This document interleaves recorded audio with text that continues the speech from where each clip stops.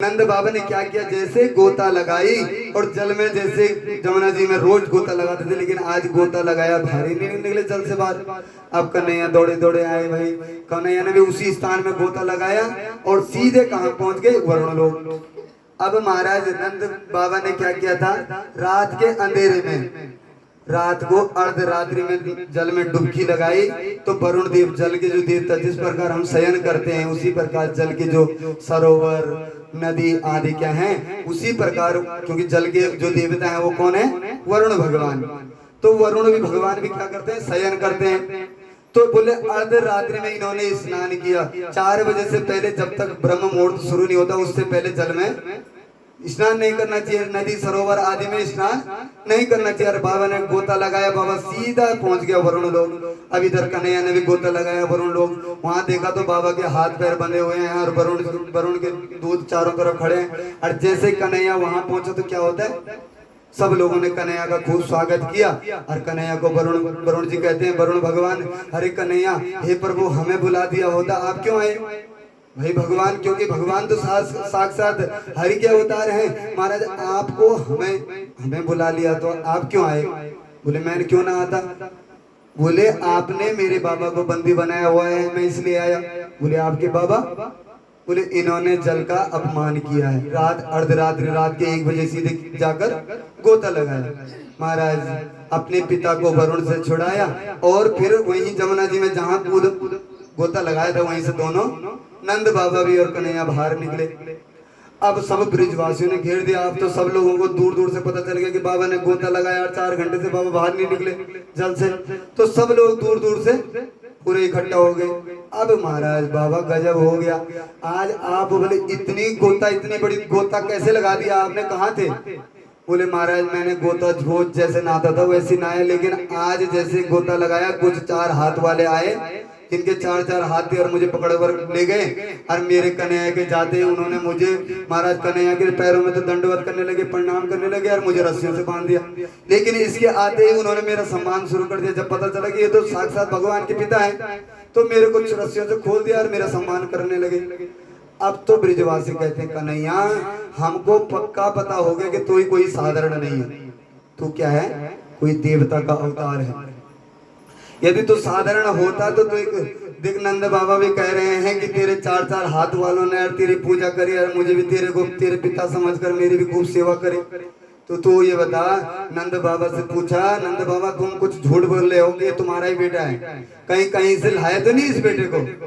अब नंद बाबा कहते हैं, ब्रिजवासियों मैंने आज तक बोला आप में कोई बात झूठ नहीं बोली, मैंने आपसे कुछ नहीं छुपाया, केवल एक चीज छुपाई मैंने। वो क्या, जब इसका मेरे बेटे का जब नामकरण था और गर्गाचार्य जी महाराज नामकरण के लिए आए, तो मैंने नामकरण क्या किया, छुप कर किया। गौशाला में गर्गाचार्य जी बैठ गए और मैं अपने बालक को भी और रोहिणी मैया का जो बालक है उसको भी लेकर गया और उन्होंने गर्गाचार्य जी ने नामकरण किया।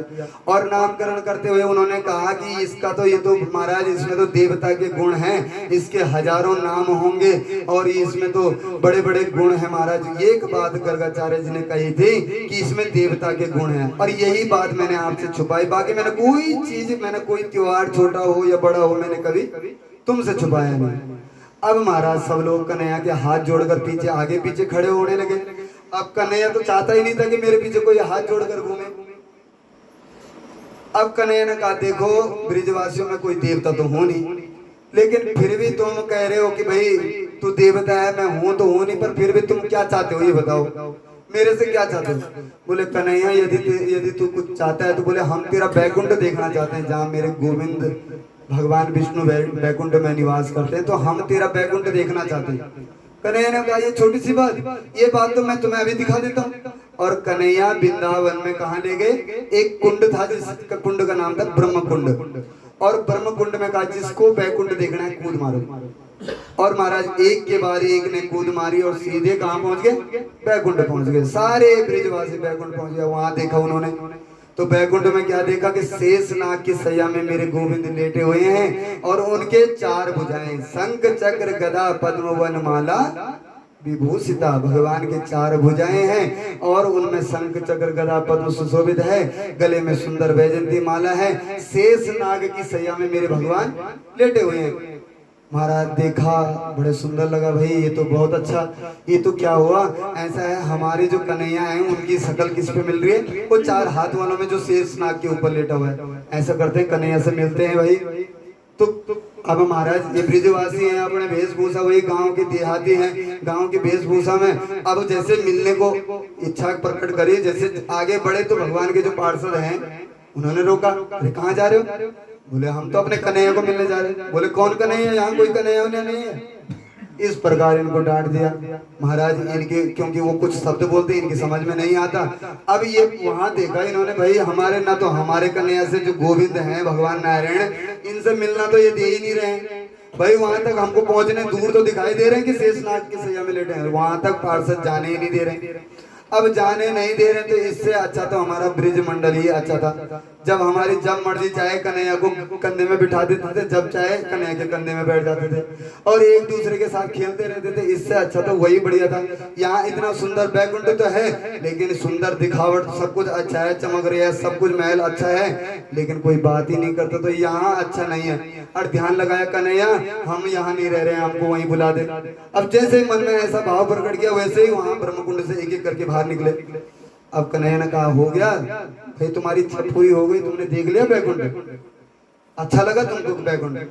बोले कन्हैया हमको बैकुंठ अच्छा नहीं लगा, इससे अच्छा तो हमारा ये वृंदावन धाम ही अच्छा है, जहाँ तुम बालू जमुना जी के जो बालू है उसके ऊपर हमारे साथ खेलते रहते हो, कभी हमारे कंधे में बैठते हो, कभी हमें कंधे में बिठाते हो, कभी हमारे हाथ से माखन छीनते हो, कभी मिश्री छीनते हो। मतलब आपका जो ये सुलभ, क्योंकि वृंदावन का जो कन्हैया बड़ा सुलभ है, जब चाहो तब मिल लो। और बैकुंठ के नारायण वहां तक हम पहुंच ही नहीं पाए, तो ऐसा बैकुंठ क्या करना जहाँ सुंदर सुख सुविधाएं सब कुछ तो है, लेकिन कन्हैया तेरे से बात ही नहीं हो पा रही। तो हमारा वृंदावन ही अच्छा है।